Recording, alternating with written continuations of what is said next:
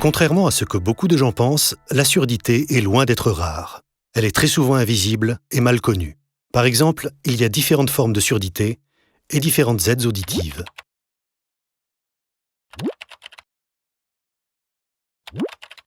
Les personnes sourdes ou malentendantes peuvent communiquer par différents moyens. En langue des signes française, en langue française parlée complétée, à l'oral en s'aidant de la lecture labiale ou en utilisant l'écrit.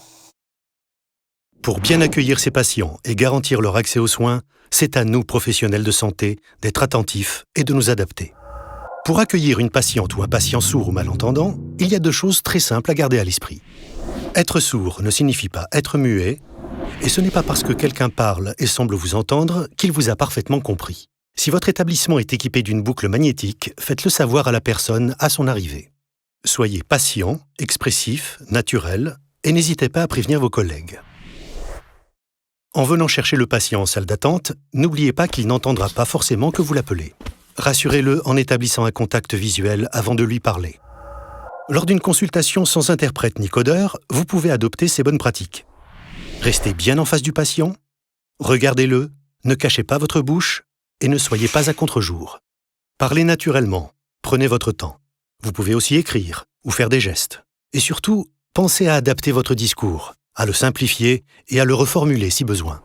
Pour vous assurer que la personne a tout compris, proposez-lui de vous dire ce qu'elle a retenu ou de vous poser des questions en reprenant les différents points abordés. Gardez à l'esprit que pour une personne sourde ou malentendante, communiquer en milieu entendant est fatigant. Après la consultation, vous pouvez envoyer une transcription écrite des résultats. Enfin, proposez, si c'est possible, les prises de rendez-vous par SMS, par Internet ou par téléphone. Parfois, un interprète LSF ou un codeur en LFPC est nécessaire. Soumis au secret médical, ils permettent à chacun, patient et médecin, de se comprendre mutuellement. Pendant ces consultations, placez toujours l'interprète ou le codeur à côté de vous et regardez votre patient. Laissez du temps à la traduction et prévoyez si besoin une consultation plus longue. Assurez-vous d'être compris par la personne, car le rôle de l'interprète ou du codeur n'est pas d'expliquer, mais uniquement de traduire.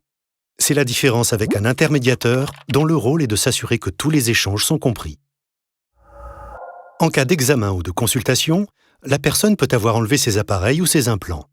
Entrez tranquillement dans son champ de vision pour ne pas la surprendre, ou faites clignoter l'interrupteur. Il existe dans les établissements hospitaliers des unités d'accueil pour les personnes sourdes ou malentendantes, dont les interprètes peuvent être sollicités. Des associations peuvent vous orienter et vous conseiller. Pour en savoir plus, rendez-vous sur notre site sansgene.com.